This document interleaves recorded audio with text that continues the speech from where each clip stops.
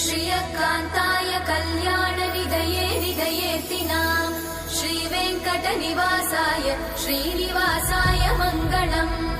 लक्ष्मी सविभ्रमालोकसुभ्रूविभ्रमचक्षुषे चक्षुषे सर्वलोकानां वेङ्कटेशाय मङ्गलम्।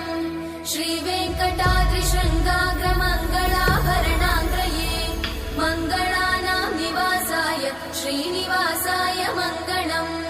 सर्वावयव सौन्दर्य सम्पदा सर्वचेतसां सदा सम्मोहनायास्तु वेङ्कटेशाय मङ्गलम्।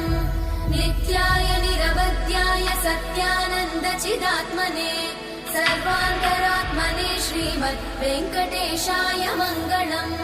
स्वतः सर्वविदे सर्वशक्तये सर्वशेषिने सुलभाय सुशीलाय वेङ्कटेशाय